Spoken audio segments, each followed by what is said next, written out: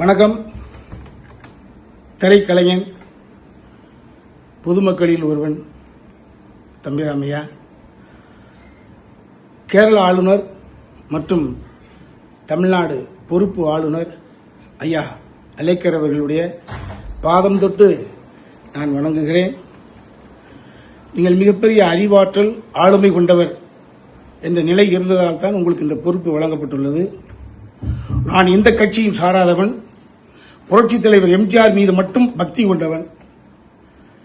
இப்பொழுது நடந்து முடிந்த தேர்தலில் 40% ஓட்டை இளைய தளபதி விஜய் அவர்கள் வாங்கியிருக்கிறார்கள். 2 கோடி பேர் ஓட்டு போட்டுக்கிறாங்க. 2 கோடி பேர் என்பது ஓட்டுரிமை படைத்தவர்கள். இதில் ஓட்டுரிமை அற்ற மாணவர்கள், மாணவிகள், எனது பேத்தி, எனது பேரன், எல்லா குடும்பங்களில் இருப்பவர்களுடைய ஆசையும் அபிலாஷையும் அதில் ஒளிந்திருக்கிறது. கடந்த 2-3 நாள் நிகழ்வுகள் என்பது தமிழ்நாட்டில் இருக்கக்கூடிய குழந்தைகளை, ஓட்டுரிமை அற்றவர்களை, மாணாக்க செல்வங்களை, என்னை போன்ற நிறைய பேருடைய பேரன் பேத்திகளை மனம் கலங்க செய்திருக்கிறது. எல்லோர் வீட்டிலும் ஒரே கூக்குரல், தமிழ்நாடு எங்கும் எல்லோர் வீட்டிலும் குழந்தைகளுடைய கூக்குரல்.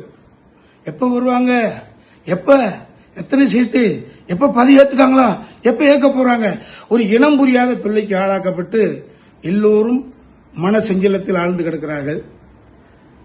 113 காமிச்சிட்டாங்க, 5 கூட தூக்கி போடுங்க, 108 இருக்குல்லங்க ஐயா, அலைங்க ஐயா தம்பி விஜய கொடுங்க. அவர் கேட்டுக்கக்கூடிய இந்த 2 வார அவகாசத்தை கொடுங்கள். அவர் அதை ப்ரூவ் பண்ண முடிஞ்சது அப்படின்னா ஆட்சி தொடரட்டும். ப்ரூவ் பண்ண முடியலன்னா ஆட்சி விட்டு சட்டம் ஆட்டோமேட்டிக்கா அவரை தீக்கிற போது அடுத்த இன்னொரு எலெக்ஷன் கூட நீங்க ஃபார்ம் பண்ணுங்க. அதுக்கப்புறம் யாரும் வந்து போட்டும்.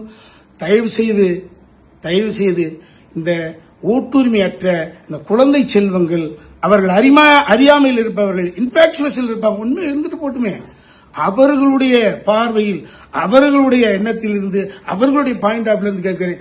அலேக்கர் ஐயா தம்பி விஜய் அவர்களை அடுத்த எம்ஜிஆர் ஆகியவிட்ட எம்ஜிஆர், அவ்வளவுதான், உண்மைதான்.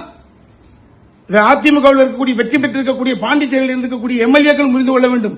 நீங்களாக வந்து விஜய்க்கு சப்போர்ட் செய்யுங்க. அடுத்த எம்ஜிஆர் சார் கூப்பிடுங்க,